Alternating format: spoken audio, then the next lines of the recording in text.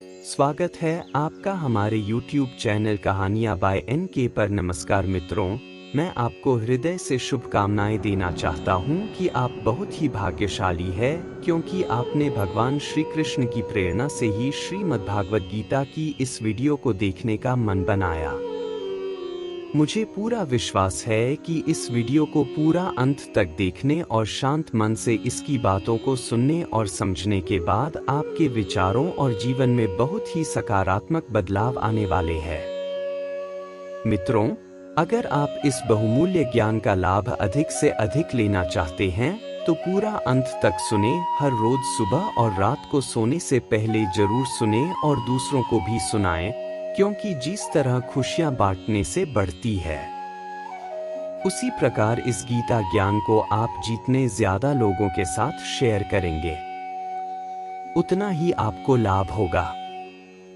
श्रीमद् भागवत गीता का तीसरा अध्याय कर्मयोग। तीसरे अध्याय में भगवान श्री कृष्ण अर्जुन को कर्म करने की महत्ता और उसके सही तरीके के बारे में बताते हैं। इस अध्याय की शुरुआत में अर्जुन ने भगवान से पूछा कि यदि ज्ञान और संन्यास श्रेष्ठ है तो वो युद्ध क्यों करने के लिए कह रहे हैं। भगवान श्री कृष्ण इस प्रश्न का उत्तर देते हुए बताते हैं कि कर्म करने से ही जीवन की सभी आवश्यकताओं की पूर्ति होती है। वे कहते हैं कि मनुष्य को अपने धर्म और कर्तव्यों का पालन करना चाहिए, क्योंकि निष्क्रियता से व्यक्ति का पतन होता है। इस अध्याय में निम्नलिखित मुख्य बिंदुओं पर चर्चा की गई है। वर्ण कर्म की महत्ता। सभी मनुष्यों को अपने अपने कर्तव्यों का पालन करना चाहिए, क्योंकि ये न केवल स्वयं के लिए बल्कि समाज और सृष्टि के लिए भी आवश्यक है। कर्म और ज्ञान। ज्ञान का वास्तविक उपयोग तब होता है जब उसे कार्य में लगाया जाए। केवल ज्ञान प्राप्त करना ही पर्याप्त नहीं है। योग और त्याग। भगवान बताते हैं कि जो व्यक्ति अपने कर्तव्यों का पालन करते हुए फल की चिंता किए बिना कार्य करता है, वही सच्चा योगी है। कर्म का फल। कार्य करने से जो फल प्राप्त होता है वह भी त्यागना का विषय नहीं है। मनुष्य को कर्म करते रहना चाहिए और फल की इच्छा नहीं रखनी चाहिए। इस अध्याय का मुख्य संदेश है कि हर व्यक्ति को अपने कर्तव्यों का पालन करते हुए सही तरीके से कार्य करना चाहिए और उस कार्य में अपने लिए कोई स्वार्थ न रखना चाहिए। श्रीमद् भागवत गीता का तीसरा अध्याय कर्मयोग के बारे में है। इसका दूसरा कर्मयोग के सिद्धांत को स्पष्ट करता है। इसमें भगवान श्री कृष्ण ने अर्जुन को कर्म करने की महत्ता समझाई है और उसे निष्काम कर्म करने की प्रेरणा दी है। वे बताते हैं कि आत्मज्ञान के बिना कर्म से दूर रहना संभव नहीं है।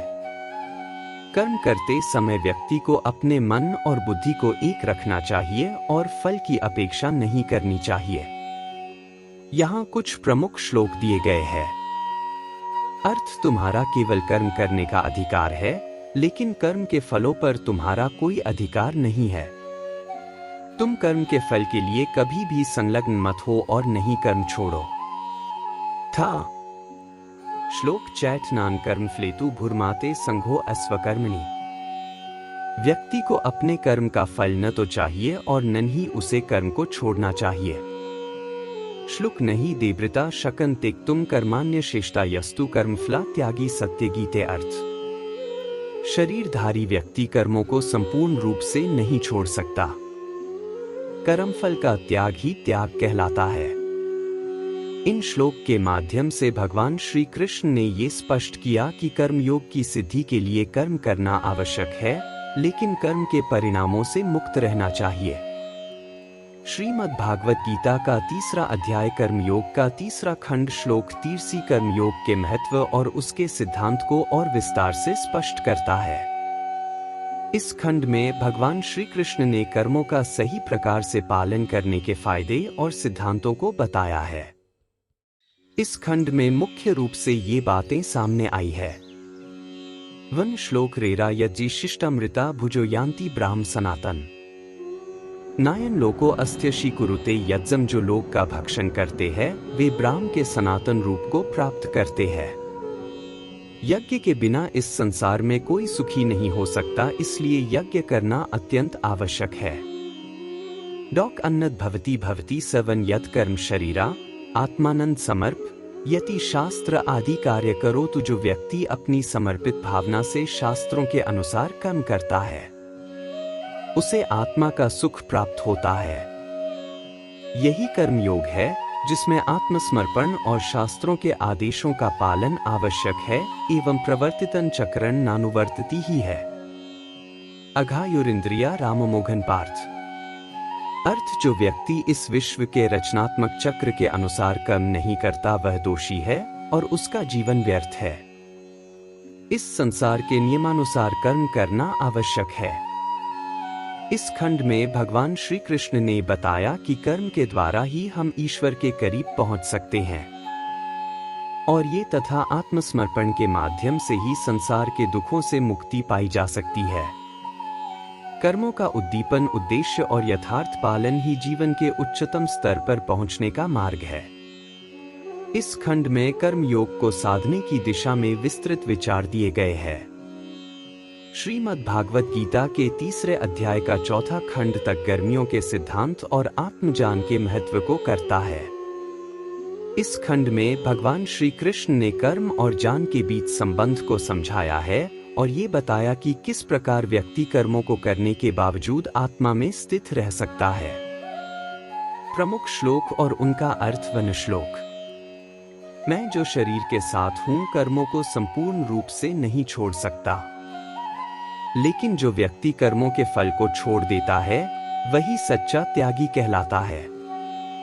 डाक यद यदाचरति श्रेष्ठ देवेत्रो जन प्रमाण कुरुते लोकस्तग्निवर्ते। जैसा श्रेष्ठ व्यक्ति आचरण करता है अन्य लोग भी उसी प्रकार उसका अनुसरण करते हैं। इसलिए श्रेष्ठ व्यक्तियों के आचरण को आदर्श मानकर उसे पालन करना चाहिए। अर्थ कोई भी व्यक्ति अपने समस्त कर्मों को त्यागने में सक्षम नहीं है, लेकिन जो व्यक्ति कर्मों के फल को त्याग देता है वही सच्चा योगी है। प्रकृति यंती भूतानि निग्रही मनसा सदा तानि बरते हितवान संयमय बलवान मन। अर्थ सभी प्राणी अपनी प्रकृति के अनुसार कर्म करते हैं, इसलिए जो मनुष्य अपने मन को संयमित करता है वही बलवान होता है और वह अपने कर्मों को सही दिशा में कर सकता है। सभी कर्मों को मेरे प्रति समर्पित करके आत्मा में स्थित होकर निराशा और अहंकार से मुक्त होकर युद्ध करो। इस प्रकार तुम विजयी हो सकोगे। इस खंड का सार। इस खंड में भगवान श्री कृष्ण ने ये बताया कि कर्मों का निष्काम रूप में पालन करना अत्यंत महत्वपूर्ण है। अपने कर्मों को भगवान को समर्पित करके ही व्यक्ति आत्मा में स्थित हो सकता है। जब व्यक्ति बिना किसी व्यक्तिगत स्वार्थ के केवल धर्म और कर्तव्य के लिए कर्म करता है तब वह सच्चा कर्मयोगी बन जाता है। इसके साथ ही कृष्ण ने ये भी समझाया कि जो लोग आत्मज्ञान के साथ कर्म करते हैं वे न केवल आत्मा के रूप में स्थित होते हैं बल्कि उनके कर्म भी दूसरों के लिए एक आदर्श बन जाते हैं। इस प्रकार कर्म और ज्ञान का संतुलन बनाए रखना ही जीवन का सर्वोत्तम मार्ग है। श्रीमद् भागवत गीता के 3 अध्याय का 5वां खंड श्लोक से 4 तक कर्मयोग के महत्व को और गहराई से समझाता है। इस खंड में भगवान श्री कृष्ण ने ये बताया कि कैसे व्यक्ति को अपने कर्मों में नियमितता और ध्यान के साथ आत्मसंयम बनाए रखना चाहिए और किस प्रकार कर्मों को सही दृष्टिकोण से करना चाहिए। प्रमुख श्लोक और उनका अर्थ। श्लोक सिद्धांतिन सत्तं कीर्तन तुमा यजंती हम तेषा नित्य। अर्थ जो लोग मुझसे जुड़कर सच्चे मन से नियमित रूप से मेरी भक्ति करते हैं और जिनका ध्यान मुझ पर स्थिर रहता है उनके योग और कर्तव्यों की रक्षा में स्वयं करता हूँ। तेषां नित्य अभियक्ताना योगक्षेम तत्ववितोज नया सर्वाण कर्मा समाचार। मैं उन भक्तों का योगक्षेम, आध्यात्मिक उन्नति और भौतिक रक्षा करता हूँ जो सच्चे मन से मुझे समर्पित है। जो व्यक्ति को जानकर अपने कर्मों को करता है वह पूर्ण रूप से मुक्त हो जाता है। एवं प्रवर्तितन चक्रण नानुवर्त्यति। ये अघायुरिंद्रिया राममोघन पाठ से जीवती। जो व्यक्ति इस संसार के रचनात्मक चक्र के अनुसार कर्म नहीं करता वह अपनी आत्मा के दोषी होता है और उसका जीवन व्यर्थ हो जाता है। अन्यच प्रमाणभूतं कर्म यद व्यापृतं गतं श्रुति विहिता कर्म शास्त्राचार्य युक्तम अर्थ जो कर्म शास्त्रों द्वारा अनुमोदित और गुरु के निर्देशों से किया गया है वही कर्म उचित है, अन्यथा कर्मों का पालन केवल विधि विधान के अनुसार करना चाहिए। शरीर वांग मनोभिर्यत कर्म प्रारभते नर न्यायम व विपरीतम व पापंग व यदि वास्मरण अर्थ जो व्यक्ति शरीर वाणी और मन से कर्म करता है वह कर्म उचित है या अनुचित, पाप या पुण्य या उसकी भावनाओं और दृष्टिकोण पर निर्भर करता है। कर्मणो अन्यत्र लोकोयन कर्म बंधन तदर्थन कर्म कौन्ते मुक्त संग समाचार सभी कर्मों का उद्देश्य यष्ट के लिए होना चाहिए। यदि कर्म किसी अन्य उद्देश्य से किए जाएं तो वे बंधन का कारण बनते हैं, इसलिए कर्म को निष्काम रूप में करना चाहिए। इस खंड का सार। इस खंड में भगवान श्री कृष्ण ने यह स्पष्ट किया कि कर्मों का सही प्रकार से पालन करने से व्यक्ति आत्मज्ञान की ओर अग्रसर हो सकता है। कर्मों के लिए आस्था और सही दृष्टिकोण आवश्यक है। योगक्षेम का तात्पर्य है आत्मा की सुरक्षा और भौतिक जीवन के लिए आवश्यक वस्तुओं की रक्षा। भगवान श्री कृष्ण ने कहा कि जो लोग सच्चे मन से उनके प्रति समर्पित होते हैं उनका आत्मिक और भौतिक कल्याण वे स्वयं करते हैं। कर्मों को निष्काम भाव से करना चाहिए, ना कि किसी व्यक्तिगत लाभ की इच्छा से। शास्त्रों और गुरु के निर्देशों के अनुसार कर्मों करना ही सबसे उचित मार्ग है।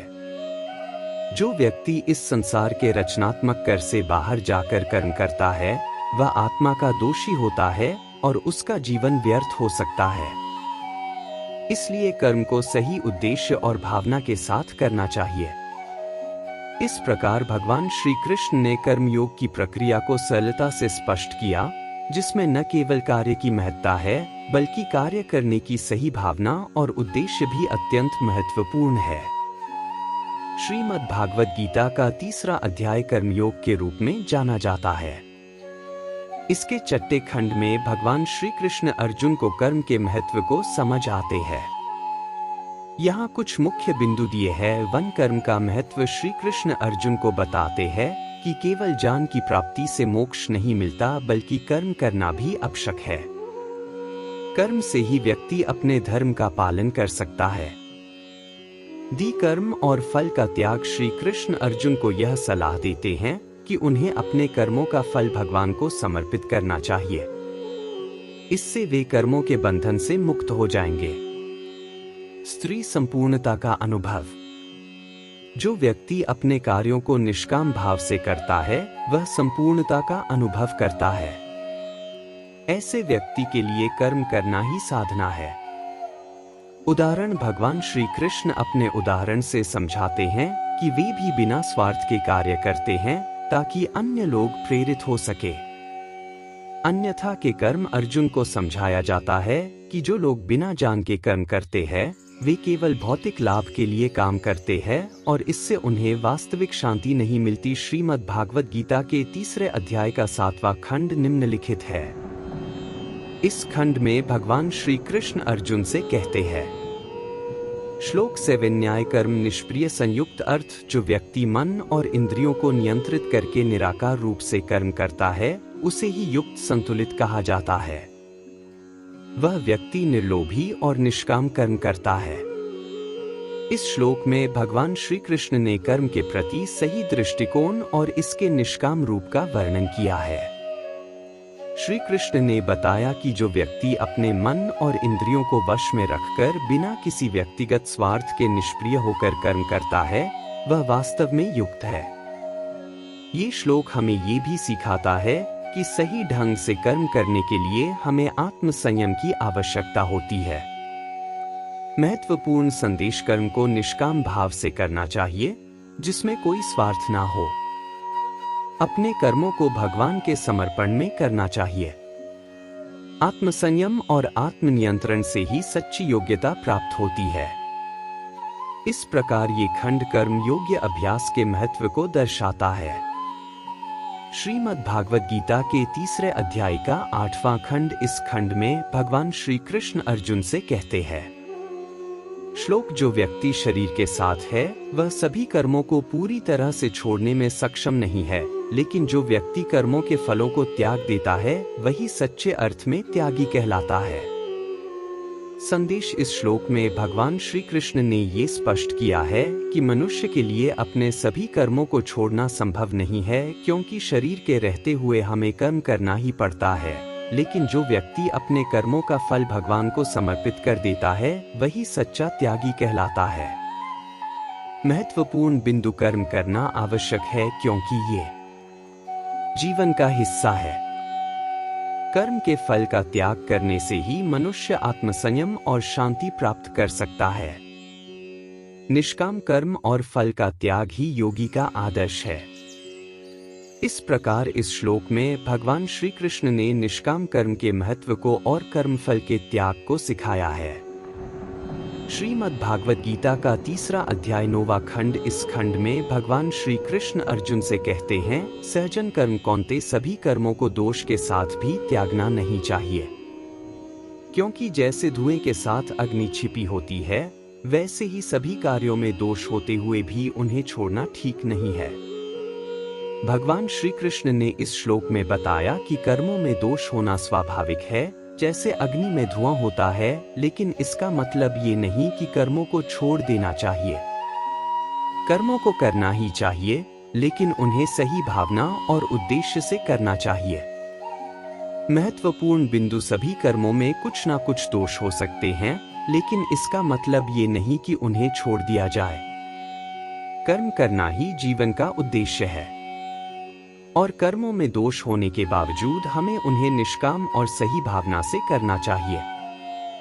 जैसे अग्नि में धुआं होता है वैसे ही कर्मों में दोष होना स्वाभाविक है, लेकिन कर्मों को निष्काम भाव से करना ही योग का मार्ग है। इस श्लोक में भगवान श्री कृष्ण ने कर्मों के महत्व और उन्हें बिना स्वार्थ के करने की आवश्यकता को स्पष्ट किया है। श्रीमद् भागवत गीता का 3रा अध्याय 10वां खंड। इस खंड में भगवान श्री कृष्ण अर्जुन से कहते हैं, श्लोक प्रजापति अन्य या जैन वर्धन्ते सर्वे अस्मिन्। ये जगत प्रजापति ने प्राचीन समय में सभी प्राणियों की सृष्टि करके उन्हें ये करने का आदेश दिया था। इसी तरह सभी प्राणी इस जगत के संरक्षण और वृद्धि के लिए करते हैं।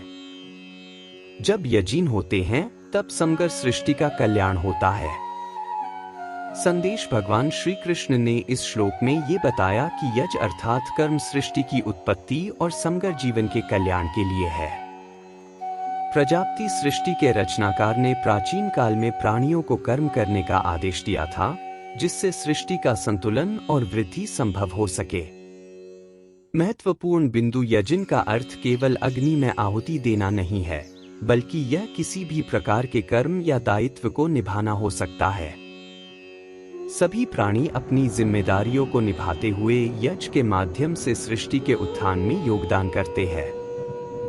कर्मों से ही सृष्टि की वृद्धि और संतुलन बना रहता है। इस श्लोक में भगवान श्री कृष्ण ने कर्म के माध्यम से सृष्टि के पालन और समृद्धि को बनाए रखने के महत्व को समझाया है। श्रीमद् भागवत गीता का 3रा अध्याय 11वां खंड। इस खंड में भगवान श्री कृष्ण अर्जुन से कहते हैं, श्लोक देवान भाव्यता निन्तेर देवा भाव्यन्तु व तस्मात् कर्म पर आप देवताओं की पूजा करें और देवता आपके द्वारा संतुष्ट होकर आपको फल दे। इसलिए यजीन के लिए कर्म करना ही उचित है। संदेश, भगवान श्री कृष्ण इस श्लोक में बताते हैं कि देवताओं की पूजा करके हम उन्हें प्रसन्न करते हैं और बदले में वे हमें अपने अनुग्रह से फल प्रदान करते हैं। ये पारस्परिक संबंध कर्म और फल के सिद्धांत को दर्शाता है। महत्वपूर्ण बिंदु, जी और साधना के माध्यम से देवताओं की कृपा प्राप्त की जा सकती है। सभी कार्यों का एक उच्च उद्देश्य होना चाहिए जो कि दूसरों और सृष्टि के कल्याण के लिए हो। कर्म करना ही मानव जीवन का उद्देश्य है और इसे उचित तरीके से किया जाना चाहिए। इस प्रकार इस श्लोक में यजन का महत्व और कर्म के फल की प्राप्ति के लिए देवताओं की पूजा का संदेश दिया गया है। श्रीमद् भागवत गीता का 3रा अध्याय 12वां श्लोक। इस श्लोक में भगवान श्री कृष्ण अर्जुन से कहते हैं, इष्टाम भोगान ही वो देवा दास्यन्ते यजन भाविता। अर्थ देवता यज्ञ के माध्यम से इष्ट भोगों को प्रदान करते हैं, लेकिन जो व्यक्ति देवताओं को प्रसन्न किए बिना उनके द्वारा दिए गए भोगों का सेवन करता है वह चोर के समान है। संदेश। इस श्लोक में भगवान श्री कृष्ण ने ये स्पष्ट किया कि देवताओं के प्रति आभार और उनकी पूजा से ही भोगों की प्राप्ति होती है।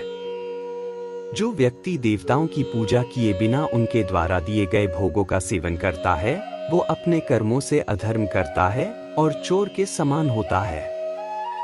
महत्वपूर्ण बिंदु। सभी भोगों का स्रोत देवता है और उनके प्रति आभार व्यक्त करना आवश्यक है। निष्काम कर्म और यज्ञ के माध्यम से हम देवताओं को संतुष्ट करते हैं। जो लोग भोगों का सेवन बिना उचित करते हैं वे अधर्म को बढ़ाते हैं।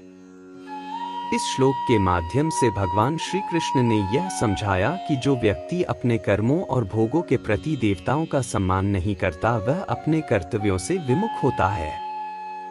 श्रीमद् भागवत गीता का 3 अध्याय 13वां श्लोक यशिष्टासीन संतो मिचन्ते सर्व की विषय। भुंजते पाप ये पचन्त्यात्मा कारणात् जो लोग का शेष भोजन खाते हैं वे सभी पापों से मुक्त हो जाते हैं और जो लोग केवल अपने लिए खाना पकाते हैं वे पाप का सेवन करते हैं। संदेश। भगवान श्री कृष्ण इस श्लोक में ये बताते हैं कि जो लोग या जिनके बाद बचा हुआ अन्न खाते हैं वे पाप से मुक्त होते हैं क्योंकि उन्होंने उसे देवताओं के लिए समर्पित किया है। इसके विपरीत जो लोग अपने लिए ही खाना पकाते हैं और स्वार्थी रूप से खाते हैं वे पाप के भागी होते हैं क्योंकि उनका ये कर्म स्वार्थ और अहंकार से प्रेरित होता है। महत्वपूर्ण बिंदु। यज्ञ और कर्म को दूसरों के कल्याण के लिए करना चाहिए। या खाने से व्यक्ति पापों से मुक्त होता है। केवल स्वार्थ के लिए भोजन पकाने और खाने से व्यक्ति पापी होता है। इस श्लोक में भगवान श्री कृष्ण ने ये किया है कि कर्मों को निष्काम भाव से करना और यज्ञ के माध्यम से दूसरों के कल्याण के लिए कार्य करना ही जीवन का सही मार्ग है।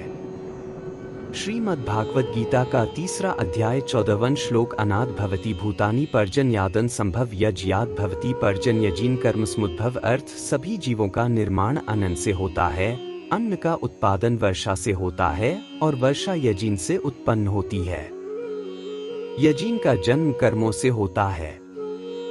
संदेश। इस श्लोक में भगवान श्री कृष्ण ने यह बताया कि जीवन का चक्र एक आपसी निर्भरता पर आधारित है। अन्न से जीवों का जीवन है और अन्न की उत्पत्ति वर्षा से होती है जो यज्ञ के माध्यम से होती है। यज्ञ का जन्म कर्मों से होता है। इस प्रकार सभी चीजें एक दूसरे पर निर्भर करती है और कर्मों के द्वारा ही जीवन का क्रम चलता है। महत्वपूर्ण बिंदु। अन्न का निर्माण वर्षा से होता है और वर्षा यन से उत्पन्न होती है। यन का जन्म कर्मों से होता है। यह श्लोक जीवन के आपसी संबंध और कर्म के महत्व को दर्शाता है। भगवान श्री कृष्ण इस श्लोक के माध्यम से यह समझाते हैं कि कर्म का पूरा चक्र एक दूसरे पर निर्भर है और यह जीवन के निर्वाह के लिए आवश्यक है। श्रीमद् भागवत गीता का 3 अध्याय 15वां श्लोक सप्ता पुरुष पत्यूरिया जाय सुर संचिता कामाध्य जद उपायत स्वामिनी शेदात्वथी। जैन। अर्थ पुरातन ब्रह्मा से उत्पन्न सभी जीवों का उद्देश्य यस इनके माध्यम से अपने स्वार्थ को त्याग कर सृष्टि के कल्याण के लिए कार्य करना है। संदेश। इस श्लोक में भगवान श्री कृष्ण ये बताते हैं कि सभी जीवों का प्राथमिक उद्देश्य सृष्टि के कल्याण के लिए यत्न करना है। ये यश केवल भौतिक सुख प्राप्त करने के लिए नहीं बल्कि समग्र सृष्टि के उत्थान और कल्याण के लिए किया जाता है। महत्वपूर्ण बिंदु। सभी जीवों का उद्देश्य यजन और स्वार्थ का त्याग करना है। यह केवल व्यक्तिगत लाभ के लिए नहीं बल्कि समाज और सृष्टि के लाभ के लिए किया जाना चाहिए।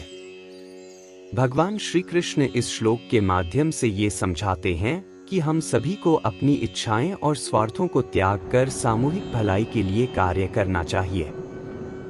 श्रीमद् भागवत गीता का 3 अध्याय 16वां श्लोक एवं प्रवर्तित अंचकरण नानुवर्ती अति। ये अर्थ है पार्थ जो व्यक्ति इस प्राचीन यज्ञ चक्र का पालन नहीं करता वह पापी और इंद्रिय भोगों में लिप्त होता है ऐसे व्यक्ति का जीवन व्यर्थ हो जाता है। संदेश। इस श्लोक में भगवान श्री कृष्ण ने ये स्पष्ट किया है कि जो व्यक्ति यज्ञ और कर्म के इस चक्र का पालन नहीं करता वह जीवन में पाप और इंद्रिय भोगों में उलझा रहता है। ऐसे व्यक्ति का जीवन निरर्थक होता है क्योंकि वे सही मार्ग से भटक जाते हैं। महत्वपूर्ण बिंदु। यज्ञ का पालन न करने वाले व्यक्ति को पापी माना जाता है। इस जीवन चक्र का पालन करना आवश्यक है ताकि जीवन का उद्देश्य पूर्ण हो सके। इंद्रिय भोगों में लिप्त होना व्यक्ति को सही दिशा से भटका सकता है। इस श्लोक के माध्यम से भगवान श्री कृष्ण ने ये समझाया है कि यज्ञ का पालन करना और अपने कर्तव्यों का निर्वहन करना जीवन का एक महत्वपूर्ण हिस्सा है। श्रीमद् भागवत गीता का 3 अध्याय 17वां श्लोक यस्तु स्वार्थं नंबर 3 सर्वभूत अनुकंपित सर्वासाक्षी सा एव ही साक्षात तु जीवित। जो व्यक्ति अपने स्वार्थ के लिए कार्य नहीं का और सभी जीवों के प्रति करुणा रखता है वही सच्चे अर्थ में जीवित है। इस श्लोक में भगवान श्री कृष्ण ने बताया है कि असली जीवन वही है जिसमें व्यक्ति अपने स्वार्थ को त्याग कर दूसरों के कल्याण के लिए कार्य करता है। ऐसे व्यक्ति को ही सच्चा जीवन कहा जा सकता है क्योंकि वे समाज और सृष्टि के लिए योगदान देते हैं। महत्वपूर्ण बिंदु। स्वार्थ से मुक्त होकर कार्य करने वाले व्यक्तियों को सच्चे जीवन का अनुभव होता है। करुणा और दया का भाव रखने वाले व्यक्ति को जीवन में सच्चा सुख मिलता है। ये श्लोक हमें ये सिखाता है कि हमें अपने कर्मों का उद्देश्य केवल स्वार्थ नहीं है बल्कि सभी के कल्याण के लिए रखना चाहिए। भगवान श्री कृष्ण इस श्लोक के माध्यम से ये समझाते हैं कि जीवन का सच्चा अर्थ दूसरों के लिए जीना है और अपने स्वार्थों को त्यागना है। श्रीमद् भागवत गीता का 3 अध्याय 18वां श्लोक कर्मण्यवादी का रास्ते मा फलेषु कदाचन मां कर्माफल हेतु भूर्माते संघो अस्व कर्मणि। आपका अधिकार केवल कर्म करने में है, फल में नहीं, इसलिए आपको कभी भी फल की इच्छा नहीं करनी चाहिए। आप कर्म के परिणाम के प्रति निस्संग रहे। संदेश। इस श्लोक में भगवान श्री कृष्ण ने अर्जुन को सिखाया है कि हमें केवल कर्म करने का अधिकार है लेकिन उसके फल का कोई अधिकार नहीं है। हमें अपने कर्मों को करने के बाद फल की चिंता नहीं करनी चाहिए। जब हम फल के प्रति आसक्त हो जाते हैं तब हम अपने कर्तव्यों को सही ढंग से नहीं निभा पाते हैं। महत्वपूर्ण बिंदु। कर्म पर ध्यान केंद्रित करना चाहिए, फल पर नहीं। निष्काम कर्म का महत्व है। हमें अपने कर्मों को बिना स्वार्थ के करना चाहिए। जब हम फल की इच्छा को छोड़ देते हैं तो हम अपने कर्मों में अधिक कुशलता से काम कर पाते हैं। इस श्लोक के माध्यम से भगवान श्री कृष्ण ने निष्काम कर्म का महत्व समझाया है जो कि भागवत गीता का एक केंद्रीय सिद्धांत है। श्रीमद् भागवत गीता का 3 अध्याय श्लोक तस्मात् सक्त सतत कार्य कर्म समाचार असक्तो याचरण स्वयं कर्म कर्म योग्य मिति। अर्थ। इसलिए बिना किसी आसक्ति के हमेशा अपने कर्मों को पूरी निष्ठा और समर्पण के साथ करना चाहिए क्योंकि जो व्यक्ति असक्त होकर अपने कर्तव्यों का पालन करता है वही वास्तव में कर्मयोगी कहलाता है। इस श्लोक में भगवान श्री कृष्ण ने अर्जुन को बताया है कि कर्म करते समय आसक्ति का त्याग करना चाहिए। आसक्ति के बिना कर्म करने से व्यक्ति अपने कार्य में अधिक दक्षता और ध्यान लगा सकता है। महत्वपूर्ण बिंदु। कर्मों में आसक्ति से मुक्त होकर कार्य करना चाहिए। निष्काम कर्म और कर्म योग का अभ्यास करना आवश्यक है। असक्त होकर कर्म करने से मन की शांति और संतुलन बना रहता है। इस श्लोक के माध्यम से भगवान श्री कृष्ण ने ये स्पष्ट किया है कि कर्म करना महत्वपूर्ण है लेकिन उसे से मुक्त होकर करना चाहिए। श्रीमद् भागवत गीता का 3 अध्याय कर्मण्यवादी का रास्ते मा। जो व्यक्ति अपने कर्तव्यों को पूरा करता है और यजन दान और तप के माध्यम से अपने कर्म करता है वही जीवन में संतुष्ट होता है और सच्चा क्षान प्राप्त करता है। भगवान श्री कृष्ण इस श्लोक में ये बताते हैं कि कर्म का सही पालन करने से व्यक्ति न केवल संतोष पाता है बल्कि सच्चा ज्ञान भी प्राप्त करता है। दान और तप का महत्व जीवन में विशेष रूप से महत्वपूर्ण है, क्योंकि ये न केवल आत्मकल्याण बल्कि समाज के कल्याण के लिए भी आवश्यक है। अपने कर्तव्यों को सच्चे मन से निभाना चाहिए। दान और तप के माध्यम से कर्म का पालन करना चाहिए। सच्चा ज्ञान और संतोष तभी प्राप्त होता है जब हम अपने कर्तव्यों को सही तरीके से निभाते हैं। इस श्लोक के माध्यम से भगवान श्री कृष्ण ने कर्म और उसके उच्चतर उद्देश्य के बारे में जान दिया है। कर्मयोग। अर्जुन का प्रश्न। अर्जुन श्री कृष्ण से पूछता है कि यदि ज्ञान योग श्रेष्ठ है तो मुझे युद्ध करने, कर्म की क्यों सलाह दी जा रही है? आप एक ही समय में कभी ज्ञान की, कभी कर्म की प्रशंसा करते हैं, जिससे मैं भ्रमित हो रहा हूं। कृपया स्पष्ट रूप से बताएं कि मेरे लिए सबसे उत्तम मार्ग कौन सा है। श्री कृष्ण का उत्तर। श्री कृष्ण अर्जुन की शंका को दूर करते हुए समझाते हैं कि इस संसार में दो मार्ग हैं, ज्ञान योग और कर्म योग। ज्ञान योग का मार्ग सन्यासियों के लिए है, जो सभी कर्मों का त्याग करके केवल ध्यान और साधना के द्वारा आत्मा का साक्षात्कार करना चाहते हैं। जबकि कर्मयोग का मार्ग गृहस्थों के लिए है, जो अपने कर्तव्यों का पालन करते हुए निस्वार्थ भाव से अपने जीवन को आगे बढ़ाते हैं। कर्म का महत्व। श्री कृष्ण बताते हैं कि संसार का प्रत्येक जीव अपने कर्मों के बिना जीवित नहीं रह सकता। शरीर को जीवित रखने के लिए भी भोजन, पानी और सांस लेना आवश्यक है, जो कि कर्म है।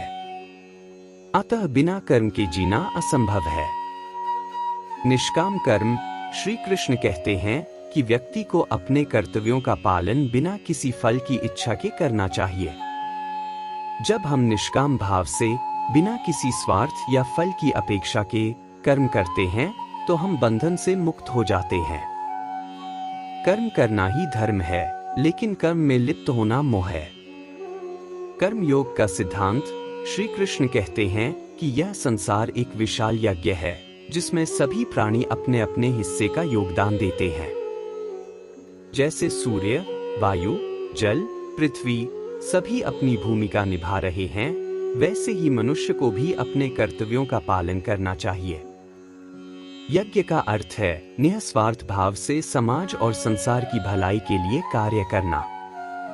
स्वधर्म का पालन। श्री कृष्ण कहते हैं कि हर व्यक्ति को अपने स्वधर्म, स्वयं के धर्म का पालन करना चाहिए। स्वधर्म का पालन करना ही सबसे बड़ा धर्म है, चाहे वह कितना भी कठिन क्यों न हो।